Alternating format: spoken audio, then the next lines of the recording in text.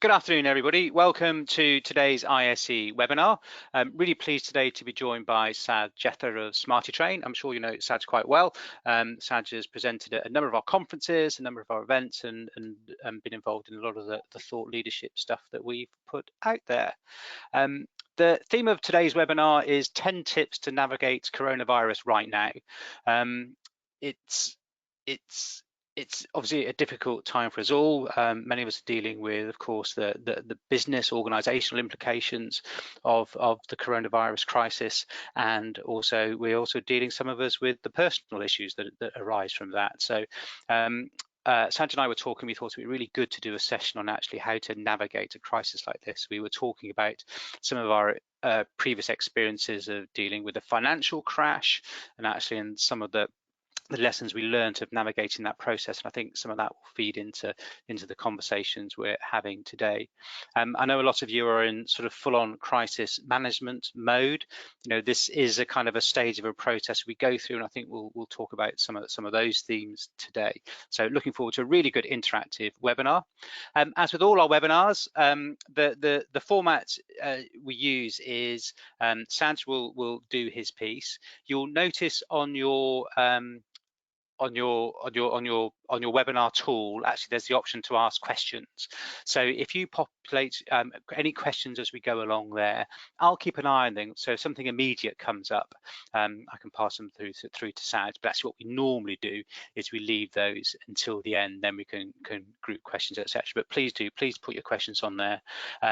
We're going to have about 40 minutes of the main webinar, and then we'll have about 20 minutes for questions. So we've definitely left plenty of time for questions. So really looking forward to today's session. Without further ado, I'll hand over to you, Saj. Cool, thanks, Steve. Much appreciated. So let me just flick forward and let's get cracking. So have a quick read of these, what you're seeing on your screen at the moment. So what you're looking at is a capture of some of the headlines from the last few weeks. And it's pretty scary stuff, right? An economist would call what has just happened an exogenous shock. This is an unexpected or unpredictable event that affects the entire world at a single point in time. The thing with exogenous shocks is that they don't tend to happen very often, but when they do, they are really, really serious business. So before we start today, I'd like you to open up your window where there's the ability to log questions, and I'd like you to log a question related to where you are right now in the COVID-19 world. What's the one question that you are asking yourself related to your job that you could put in a single sentence? Put it into the window right now. What's the one question related to your role right now in the COVID world? Go.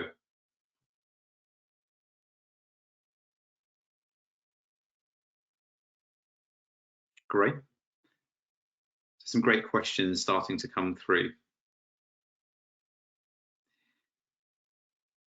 So the goal for today is to try and answer as many questions as we can, and if there are any that are left unanswered over the coming weeks and months as the crisis starts to unfold, we will talk about more of them.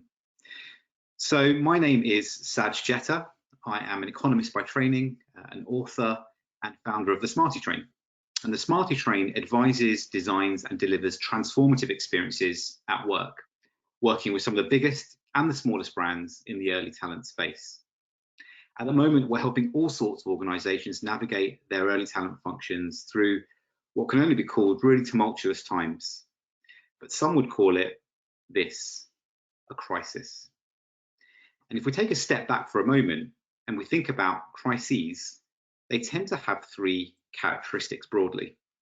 The first is this: there is an early crisis phase, and this is where there's lots of preparation being done. The second is there's the crisis itself, and this usually comes to containment. And the third is there is post-crisis, hopefully somewhere where we will be very, very soon. I believe that in each of these stages, though, a different skill set is going to be needed of us as an early talent community. In the first stage, the early crisis, I believe it's all going to be about thinking and the skills we need to think properly through to be able to respond to the next stage, which is the doing stage. And those skills require activity and focus.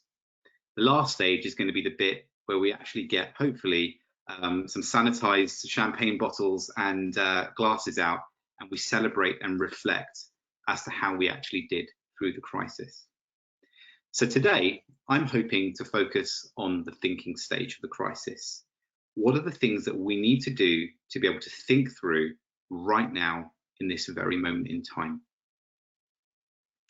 So some quick notes. This is obviously a webinar. I can't see you, but luckily you can see me, and hopefully there's not a life-size image of me on your screen. I am going to be asking you a few questions as we go along, so it is probably worth just having a pen and some paper ready. And fire drills planned today. We might have the equivalent online, which is if your child is streaming Peppa Pig and taking up all the bandwidth, or you happen to call off the phone or the webinar, just feel free to reconnect and you'll get right back into where we are right now. So let's get cracking. We've got a lot to cover. I'd like you to think about today as the equivalent of our Cobra meeting for the early talent community. We've got 10 tips planned to talk to you through how to navigate through this extreme time. And given the urgency of these times, we're going to be doing it at some level of pace. I really hope that what we talk about will be actionable, immediate, and cover all the things you need to do right now in this moment. So let's get cracking with number one. How are you feeling right now? How are you feeling right now? If you can summarize it in a word, write it down right now on your sheet of paper. Let me give you a few seconds just to think about it.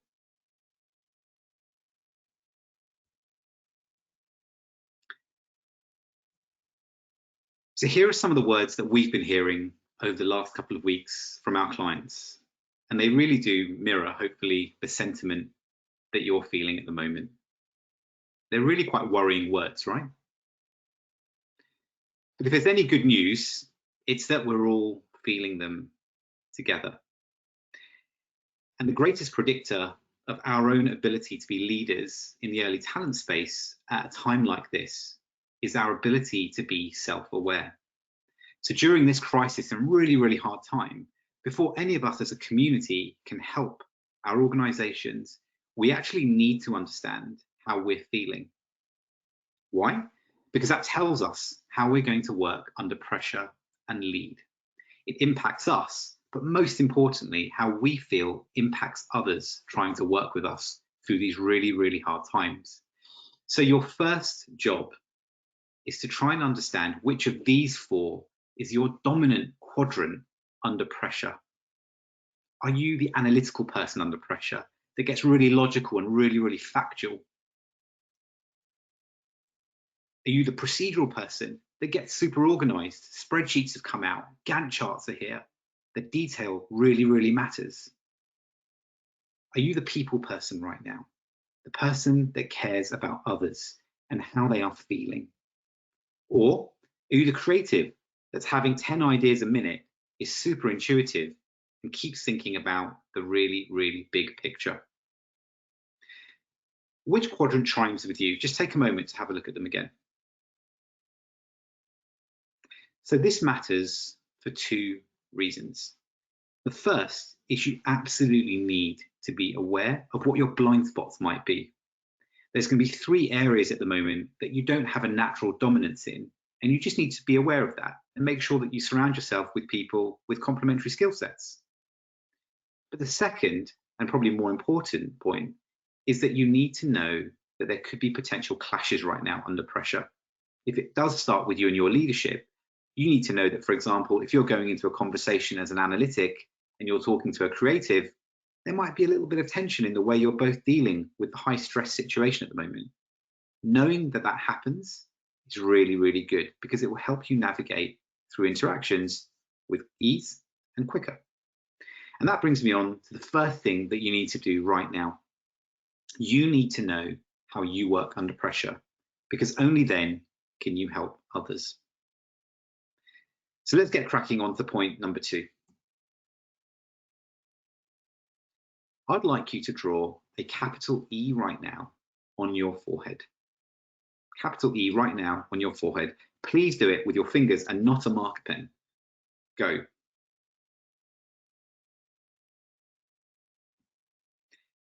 So this is an exercise that I've taken from my book. And thinking back to what you just did and how you drew the E on your forehead, did you draw it in a way that anyone looking at your forehead would understand it? Or did you just draw it in a way that only you could understand? What I've just asked you to do is based on a really, really famous experiment about the ability for people to see the world from other people's perspectives. You see, if you drew the E so that others could read it, you're probably more empathetic.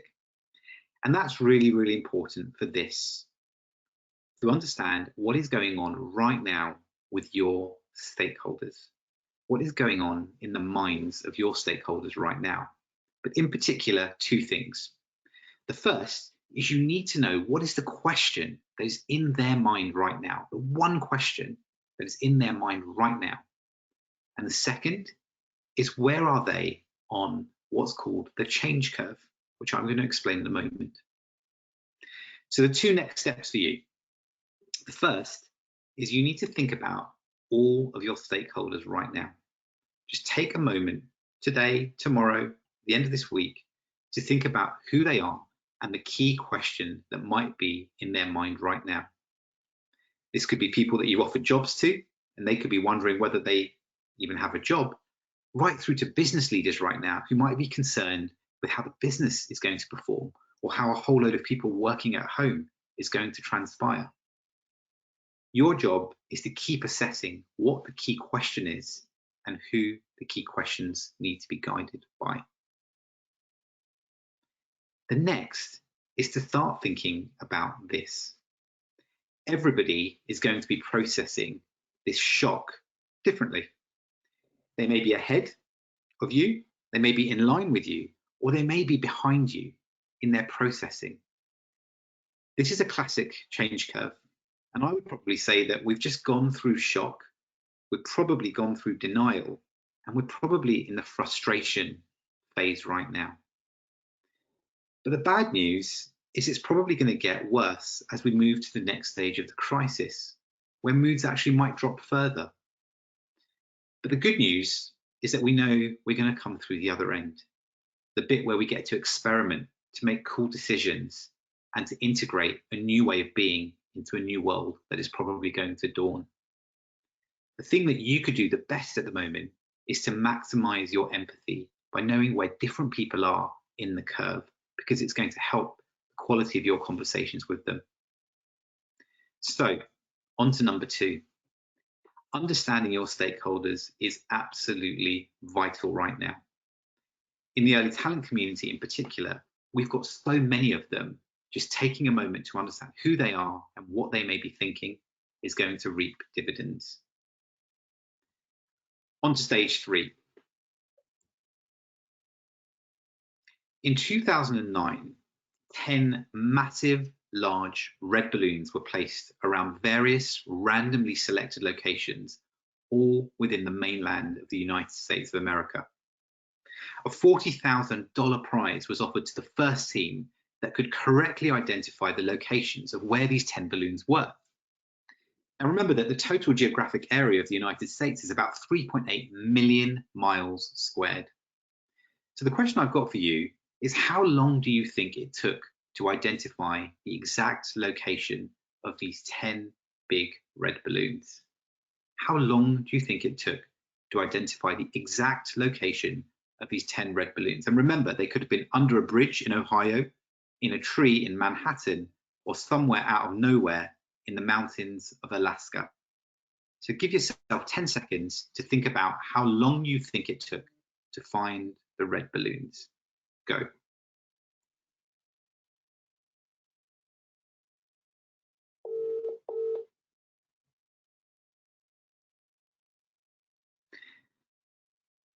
So the answer was 8 hours and 52 minutes, 41 seconds. 8 hours, 52 minutes, and 41 seconds. and it was cracked by a team that came out of the world-famous MIT University.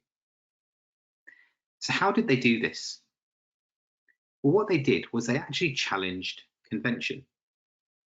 You see, conventionally, for a task of this level of magnitude, success would probably rely on creating a centralized team, a team that would go on and look at high probability locations for where these red balloons would be.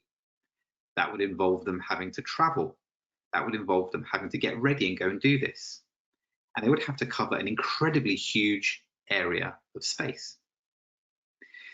The MIT team thought about this really, really differently. They actually crowdsourced the exact location of each balloon, growing their team from just 4 at MIT to 5,000 people rapidly. They spread their message online virally and created a number of foot soldiers that were on the ground all around the United States looking for these balloons. And you know what? They were incentivized to do so. This was quick, this was fast, and there was no need to waste time traveling to central locations. So why was this challenge set? Well, the challenge was actually set by DARPA, the government agency in the United States called the Defense Advanced Research Projects Agency. They actually set the challenge to simulate the response options for a real-life threat. So you're probably asking then, why and how is this relevant to us right now? Well, we could learn from this in a COVID-19 world because it shows us the importance of re-examining assumptions. It shows us that there can be a new way of connecting with your team, and actually your team can potentially be way bigger than you probably think. But it also shows us that there are new ways to respond to big issues of the day. So the question is, how can you be the MIT team? Well, one way during the COVID-19 crisis is to ask yourselves where you are going to get your information from, and to ask yourself which communities and regular interactions do you need to have or to belong to ensure that you're thinking differently. Forums like this webinar itself show the different types of communities that could be open to you to help you. So number 3, be connected, and be connected in the right way. So on to number 4. In the 1960s, a Stanford professor gave a group of young children and adults a sheet with 30 round circles on it. Their task was actually to turn these circles into a number of recognizable objects in 3 minutes. Who do you think did better in the task? Got 5 seconds to think about it. Give it some thought. Go.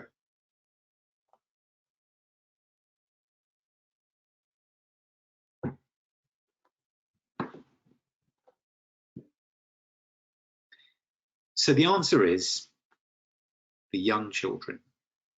And to this day, they generally outperform adults in completing this task, especially when it comes to the quantity of things that they do, not necessarily the quality of things that they draw. Children excel at the test because adults often struggle to complete it because of the issue of time constraints. By imposing time constraints, it's often led to less good outcomes with the activity. So why is this relevant to a COVID-19 world? Well, the test is designed to encourage creative thinking. You see, it would have been really easy to just pull circles out and to get the job done in the time allowed by doing it with 10 circles in 3 minutes. But participants were forced to do it and forced to think laterally and creatively. Now, I think the same principles apply right now in the crisis that we're in. In the early talent community, it becomes really easy to pull out circles right now just to get the job done. Think of this as the equivalent of cutting costs or pulling planned activities. But I believe what we need to be doing is pivoting, not stopping. I think we need to pivot by not throwing circles out because we've got time pressure or decision-making pressures, but instead, we need to be like the kids and be creative. In the last couple of weeks, with COVID-19 hitting us at Smarty Train, the phone's been ringing with clients, and we've decided to actually embrace this philosophy. We've helped clients build best-in-class virtual internship propositions rapidly. We're helping rethink campus strategy for the current period of time. We've rethought the delivery of training for a whole new virtual world.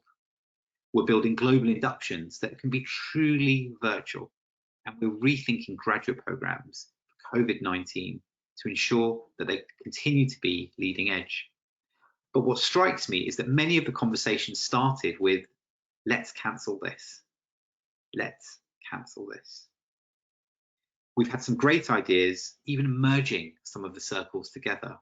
And so what I encourage you to do right now is pivot. Don't stop. Okay, on to number 5. What does the term derived demand mean? What does the term derived demand mean? Take 10 seconds to just think what you think this term could mean. Go.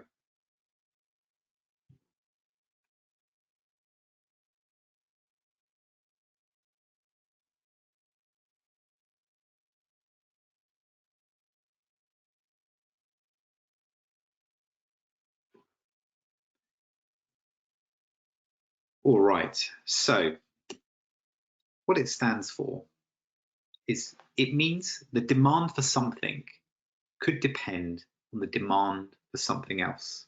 So the demand for something could be based on the demand for something else. And if you got it right, well done, and I wish I could come and give you a pack of antibacterial wipes or something.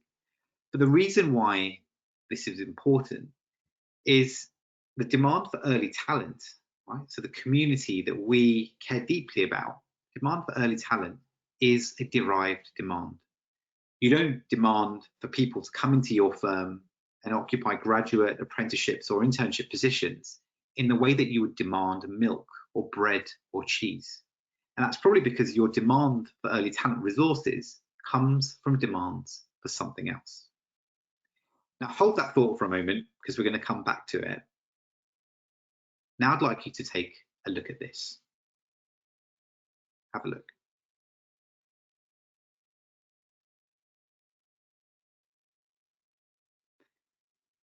This is what an economist calls a business cycle. And you'll notice that actually it's really, really predictable and probably encapsulates how we probably see life.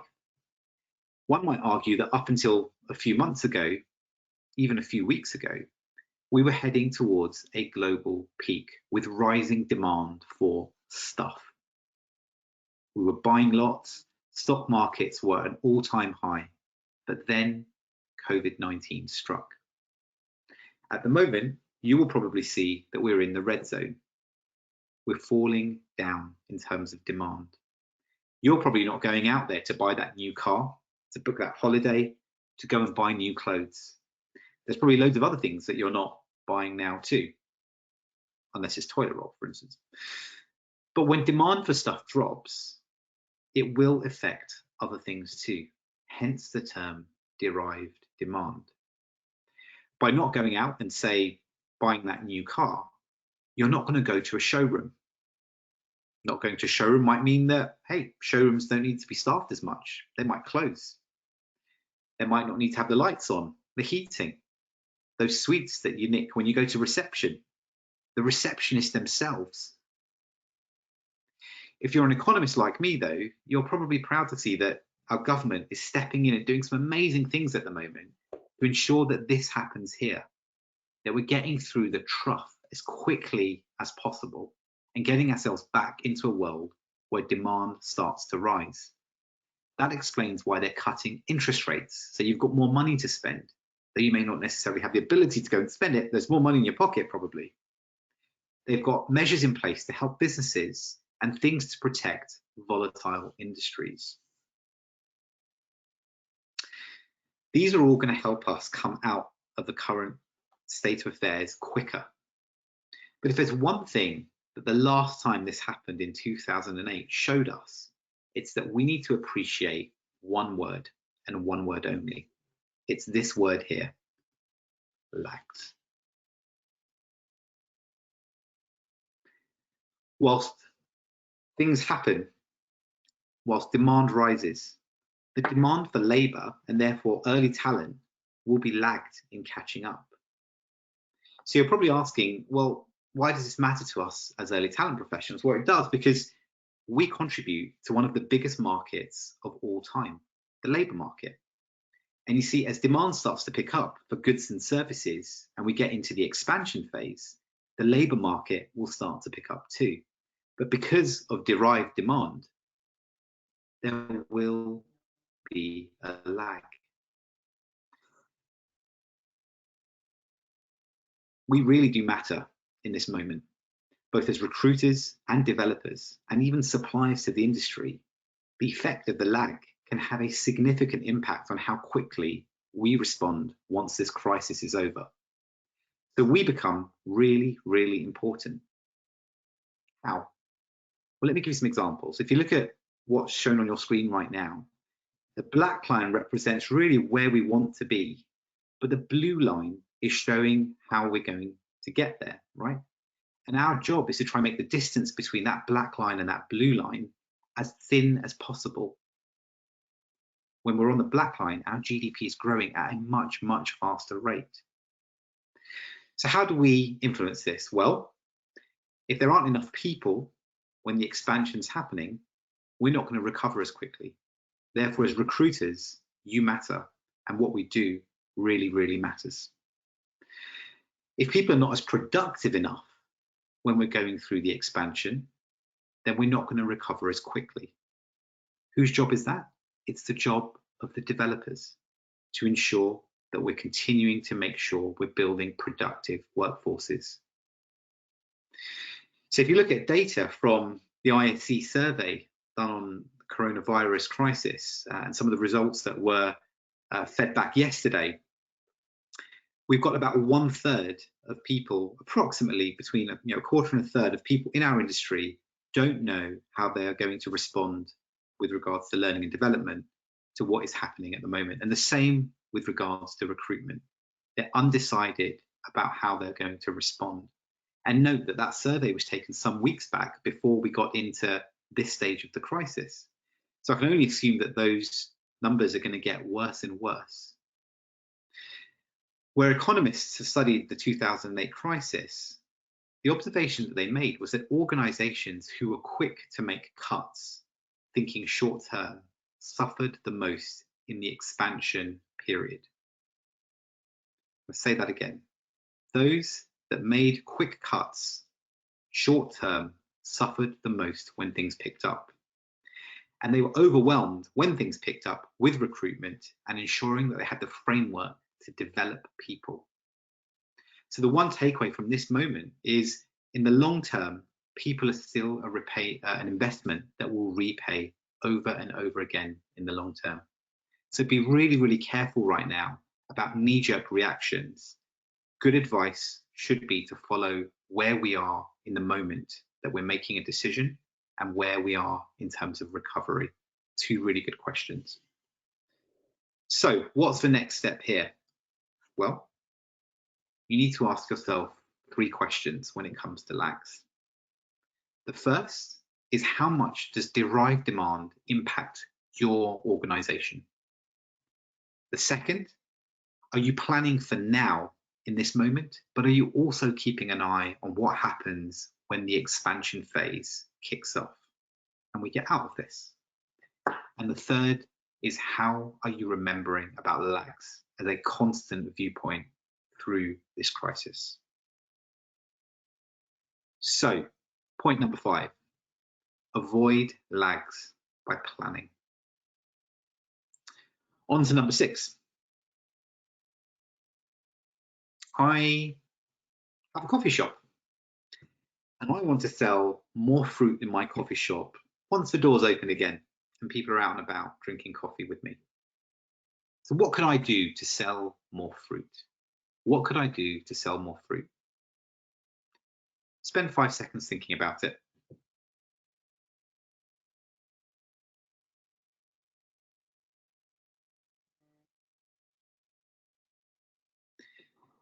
So I could do many things. I could throw watermelons at my customers.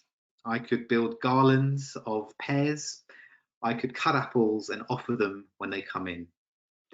But another thing that I could do is I could just have a load of fruit by the till. And the chances are that just by having fruit by the till, people will probably buy more. And this is a really brilliant example of behavioral science and nudging in action. So economists, including 2 Nobel laureates, have studied the tendency for us to just be human, in everyday life. And actually, when we're being human, it means that we're probably being irrational and actually fallible and making mistakes. Something as simple as putting something somewhere where we can see it appeals to the slightly irrational side to us. And there's a whole load of thinking around these irrationalities, and they're sometimes called biases. The thing with biases at the moment is as in decision-making roles that we might have in our early talent space, we've got to be careful that we don't allow biases to come into decisions that we're making that land the fate of development and recruitment for the weeks, the months, and potentially the years to come. So here are 3 examples of biases that you need to be aware of right now when you might be making important decisions. The first, you need to watch out for what's called anchoring bias. This is when you use a known or a comparable fact and then adjust it to form a view on something that's happening in the future. So a really good way of knowing that you might have anchoring bias happen to you is using phrases like, I remember when, or this is as bad as ...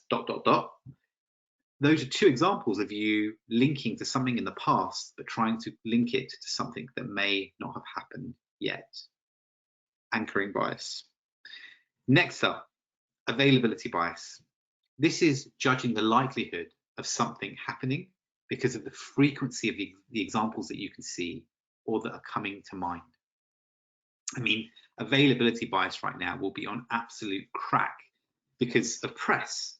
We've got lots and lots of media telling us lots and lots of information about all the bad things that could happen, and therefore availability bias will be at very, very high levels. The last is confirmation bias. This is listening out for information that confirms preconceptions that you might have in your mind. Your job right now is to try and make this red area as big as possible. The more you see, the better you will be able to make decisions that avoid confirmation bias. So number 6, remember that you're only human, but know that you will have human tendencies at the moment, and these can impact your analysis of the situation. All right, let's get on to number 7. When trying to connect with people, what matters more? Being an empathizer or being a perspective taker? When trying to connect with people more, what matters? Being an empathizer or being a perspective taker? You've got 10 seconds to think about which one matters. Go.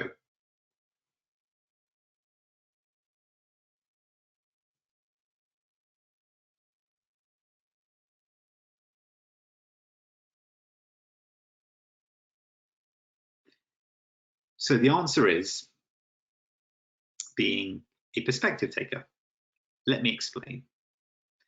So the INSEAD Business School in France ran a simulated experiment looking at the sale of a gas station, a petrol station. And what they did is they split negotiators into 3 groups. Group 1 was told to imagine how the other party was feeling in the transaction, how the other party was feeling, to empathize in the transaction. Group 2 was told to imagine how the other party was thinking in the transaction, to form a perspective. And the 3rd group was given a load of bland and generic instructions and just told to negotiate as normal. So these 3 groups were then told to negotiate with a seller of the petrol station. So remember, group 1 went into the negotiation and just had to have a view of how the party might have felt, and then they negotiated. Group 2 went into the negotiation with a perspective. What's the other party thinking? And then they negotiated. And group 3 were just a control group. What do we think happened? Well, the empathizers struck more deals than the control group. So the takeaway from this is that empathy matters, right? Imagining how the other party feels matters. But the overwhelming observation was that the perspective takers made a deal 3/4 of the time. So they struck up a deal 3/4 of the time just by thinking about what the seller was thinking during the transaction. So what's the relevance here for a COVID-19 world? There's probably lots of negotiating and convincing that we've got to be doing over the weeks to come in this stage of the crisis. But what's really important is if you want to transact, you need to form a perspective and have empathy. They are two very, very powerful combinations and will lead to all sorts of great things. So what's the next step here? Think through what you need to do to have a perspective right now. What do you need to have a perspective on? And this should tie really nicely with the task I set on point number 2 about understanding your stakeholders. So, number 7, have a perspective right now. On to number 8. What can saving money in the bank teach us right now about navigating a COVID-19 environment? What can saving money in the bank teach us right now about managing the current environment? 10 seconds. Go.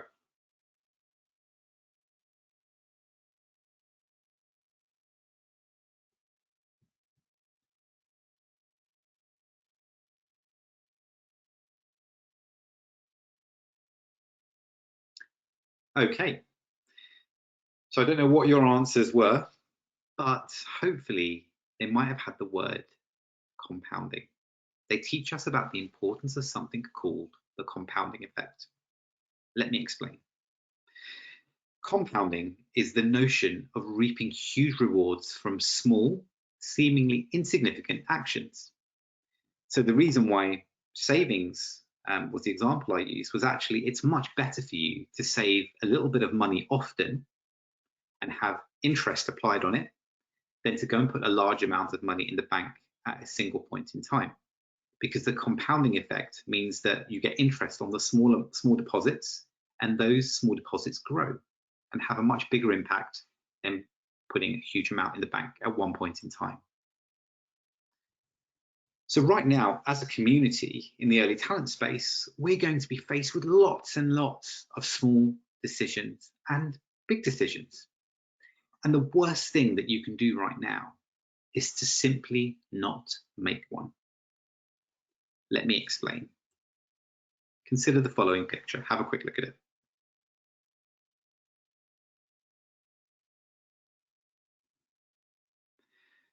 So my advice right now would be don't lock yourselves away trying to make big decisions. Instead, right now, start navigating the small decisions clearly and precisely. You see, the benefit of doing this is that you can iterate and learn and actually course correct as you're going through them. But the compound effect will mean that you will make better, smaller decisions, which will ultimately put you in a better place than the big decision that you laid off trying to make. When the crisis hit 4 weeks ago, we saw an array of responses from all sorts of clients coming to us. Some made really small decisions and have already course corrected. Some created new solutions straight away, but some of them are still yet to make big decisions.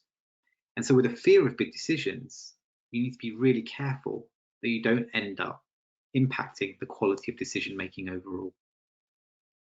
So next step on this, think about small decisions that you need to make right now.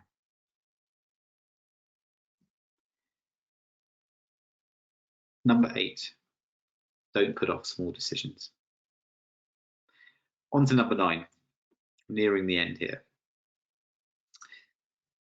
So if there's anything that we've learned from the 2008 crisis, it was that last time we had a slowdown, reputations were affected in an instant in our industry. I believe that the firms that did excellently and exceptionally well during this time used the 2008 situation to drive their strategy rather than have their strategy drive their situation. They did this through making sure that their employer brand was relevant and adjusting ongoing to the basis of the 2008 crisis. We were delighted to help really innovate at a time like this, and some of the innovations that came out of this moment of time were employer brands thinking about how they could keep people on in their jobs, but actually find a way of having them not necessarily come to the office. So putting them on half pay, but actually having them do things that were going to help the situation was an innovation. We saw organizations invest and overinvest in upskilling through this period of time because they believed that it was something that people cared about and they were particularly sensitive to during the slowdown. And the third is we saw organizations use charity and giving to the situation as a really relevant way of helping their employer brand show that they were creating value through this period of time. A number of these organizations really changed their standing in the industry through this period of time too. So the really big one here in terms of next steps is what can you do to increase the impact, the kindness, and the relevance of your employer brand right now? Which brings us on to 9. Make your employer brand part of the solution. On to number 10.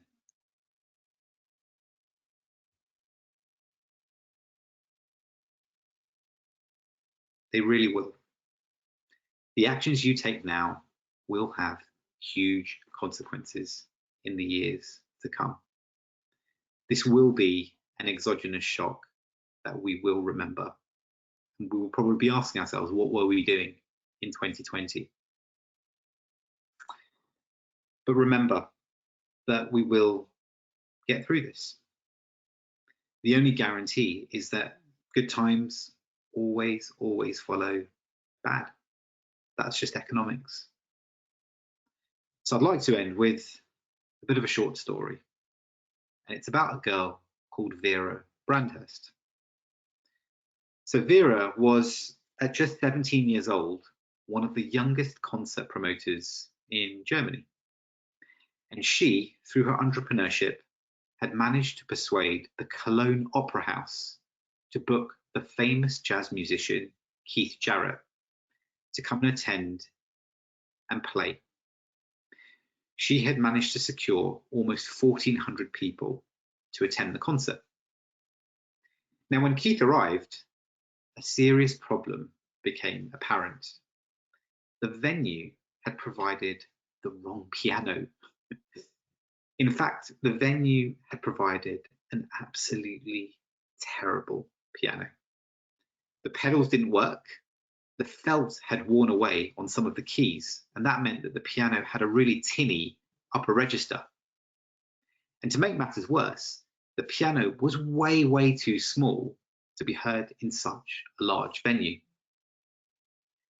After a number of protests from Keith and Keith's manager, Vera managed to persuade Keith to play the concert. Now, knowing that he had some problems to overcome, Keith Jarrett avoided those tinny registers and he stuck to middle registers on the piano, creating this new and slightly unusual soothing feel. He had also managed to use rumbling and repetitive riffs in the bass to generate enough volume to really hit the audience at the back of the venue. What a disaster, right? No. The audience absolutely loved it.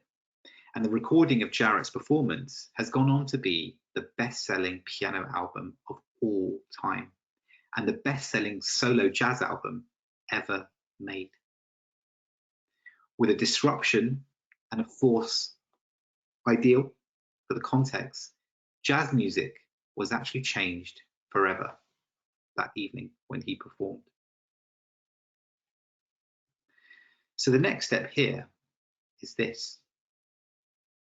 In our early talent community, we've got a far from ideal context at the moment, but together we've got the collective ability to make any type of music we want at the moment, in the same way that Keith Jarrett did that evening.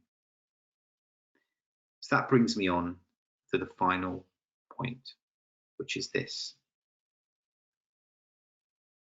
Out of adversity, there really does come opportunity.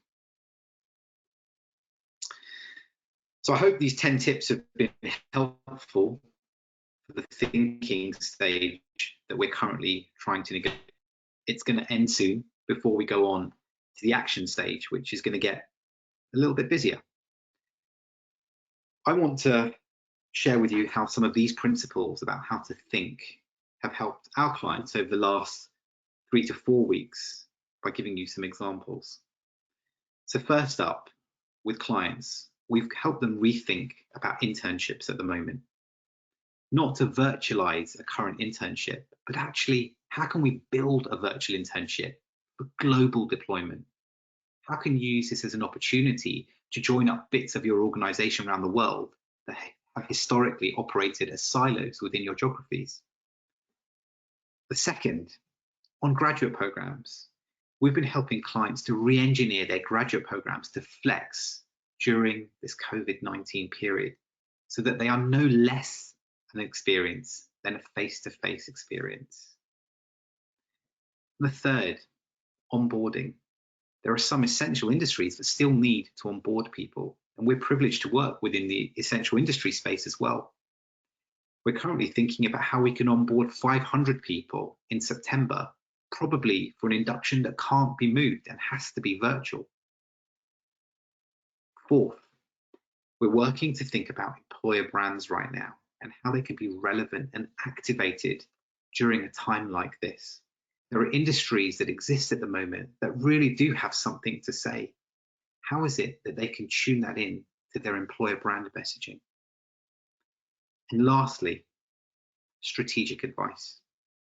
How can we rethink with clients at the moment how 2020 to 2021, the recruitment year that is about to start, how is it that we need to reposition our thinking, our programs and our approach to be relevant for a recruitment year that's probably going to be slightly different? So today we've talked about pre-crisis thinking and how you think right now really, really matters. So to summarize, know how you work under pressure. 2, your stakeholders are everything right now. Understand them and what they need. 3rd, think about how you're going to be reconnected or connected to new ways and to new things. 4th, don't stop things. Use this as an opportunity to pivot and remember those circles. 5th, avoid lags in planning, because when we recover from this, and we will, we need to ensure that we can minimize lags for the maximum amount of success. 6, you are going to be human through this, but remember that you've also got human tendencies. Make sure that your decision making isn't impaired. 7, have a perspective. It really matters. 8, don't put off those small decisions. Remember that your employer brand right now has the potential to pivot and be relevant. And number 10, remember Keith Jarrett. Out of adversity, there really, really does come opportunity. Now, you'll be very pleased to know when I was talking about these 10 factors with my wife yesterday evening, we also realized that these could be equally applicable right now to those that are homeschooling their children. So we're using these 10 points now to help us with our little son Adil and navigate him through the current coronavirus environment too. So 3 next steps. Next step 1, if you need to talk, we're here. We're happy to voluntarily give up our time right now to answer any questions that you may have, because this really is a time for us to come together and help in our industry. 2, if you need more help than that, give us a shout. We've developed some really cool papers to help navigate through. We've got one summarizing today. We're going virtual. How do you go virtual successfully?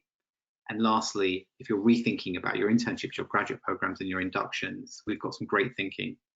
Send me a message and we can get those out to you. And the third is feedback. It's been really, really great to talk to you today at a really important time in our industry. But if it didn't hit the note today and there was something I could have talked about or navigated us through better, please do let me know. So I think it's time to hand over to Stephen now to moderate any questions that we've got. And it's been great talking to you. Sorry I can't hear your voices, but you've been a great audience nonetheless. Stephen. Hi, Saj, that's great. Thank you very much. Yes, as you said, we've got a few minutes left for some questions before the hour is up. Sandy's posed a question, and actually this relates to a couple of points that were made a bit earlier in the afternoon, and that was about the new normal, Saj. It is a bit crystal ball thinking. I'm not sure a lot of us would like to know what the answer to this question, but actually, do you have any thoughts on what the new normal will look like?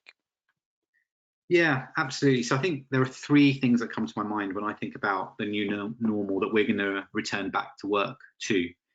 I think the first is that we're going to come back to work in an environment where we're probably more open and more accepting from the current period. And what I mean by that is that it's been very difficult right now to do calls and to be human when you've got family lives and lots of other things that have all kind of merged into one. So I think we're going to go back into a working environment that's more empathetic.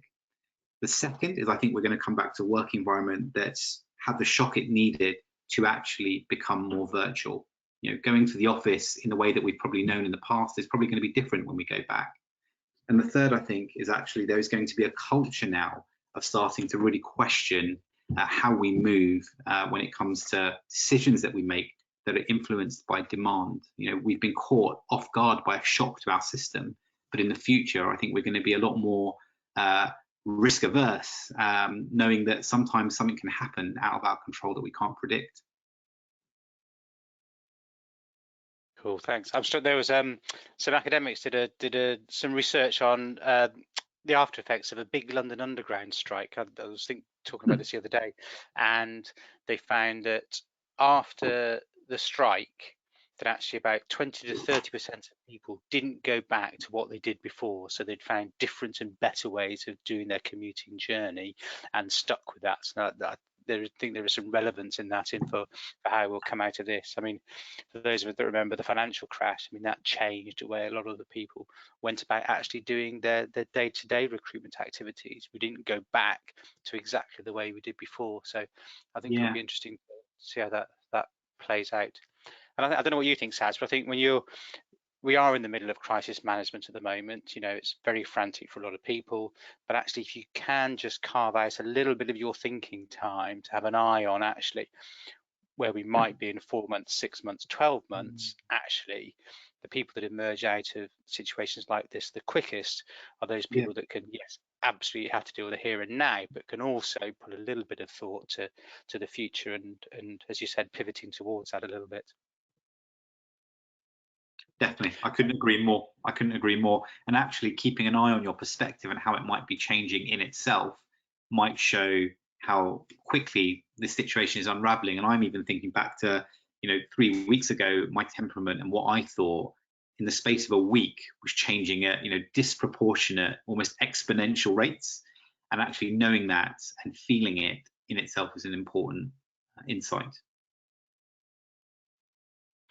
One of the other themes that's come through on the question, Saj, is around actual students and actually how we might be able to help students navigate this crisis. And I guess that comes from both an employer angle that have, either, relatively recent hires in their businesses, that they might be struggling with this whole new environment, working from home, dealing with a different crisis, but also actually the graduates out there, although still studying, and actually they'll be reading the papers every day and they'll be reacting to this. Any thoughts on actually how we can help that particular audience sort of navigate through this a bit better? Yeah, I think it's probably making the assumption that whatever you think you're communicating, and if you think you're communicating enough, saying to yourself that you're not. I don't think you can over communicate enough in the current space of time. And the biggest thing that we can do to relieve anxieties is to find a constant and ongoing ability to communicate, and keep remembering that every time you think you've done a communication this week, today, yesterday, remember that you haven't, and you need to communicate more. Yeah, I think there's no burying your head in the sand on this. I think over communication is something that you need in times like this, especially as we're in an environment where, as I was listening to another podcast a little while ago, saying that people just don't read anything more, and it takes, every message needs to be repeated 7 times for people to get it. Yes, I think that definitely applies. Another question here on virtual internships, and again, I think we've had a few sort of questions and thoughts around this theme. Have you got any specific examples of what you're seeing happening in this sort of virtual internship space, or even virtual assessment exercises? How are you seeing employers move a lot of this stuff online?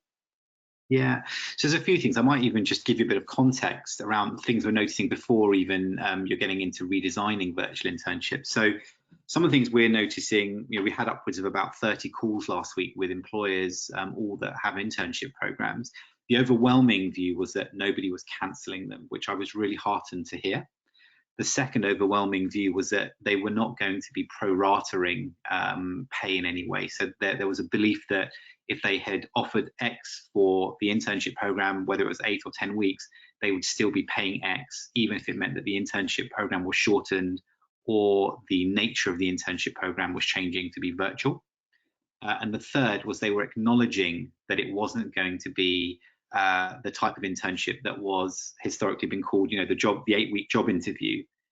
So with those 3 contextual points in mind, I think what we've been noticing and what we've been talking to clients about is looking at what the inhibitors are to building a successful internship at the moment. Technology, risk in terms of compliance and sharing company information, not being in a physical environment that you might have been in the past when you're doing an internship. All of those things have meant that our recommendations are around doing a shorter internship virtually. At the moment, we're looking at 1 to 2 weeks. We're looking at a dominant skill building proportion, usually the first sort of day and a half, but then actually using principles from accelerated learning, gamification, etc., to try and bring the actual employment experience to you virtually. And that comes through us crafting bits of the experience to try and be as representative as how it might have felt would you have been on the trading floor or been on the front line or doing something that you might have done should you have done it physically. And we can send more information on that. If anyone wants to drop me a message, I'm more than happy to send you our paper on it too. Fab, that's great. Thanks, Saj. I think that's covered the main themes. I've done some screenshots of all those questions, Saj, and I'll forward them over to your team because there was quite a lot in there. I'm starting to see people dropping off now because I think we're on the hour, so people have other calls to join. That was really great, Saj. Thanks. I really appreciate that. What we will do, as we do with all our webinars, this has been recording as it's been running. What will happen is that once that's downloaded, we put that on our website and we will send you a link to that so that you can forward that on to other people in your team if you want them to also enjoy this webinar, or actually if you want to go back and refer back to some of the really great content that we've had today. So thank you again very much, Saj, for a really informative session. Thanks to all of you for joining this webinar and being a part of it and putting all your comments and all your questions online. We'll be keeping more and more webinars coming through. It's our role at a time like this very much to give you guys as much help and support as we can do. So you're seeing a lot more webinars and podcasts and a lot more sort of state of the nation reports coming out from us. So please keep an eye out for those, and also tell us what you need to know. You're the ones that are in the firing line. So if there's anything you want us to look into, any connections you want to make, please really do keep that conversation happening with the rest of us. Okay, so enjoy the rest of the day, everybody, and I'm sure we'll speak to you all virtually soon at some point. Thank you very much, and thank you once again, Saj. Okay, pleasure. Thank you.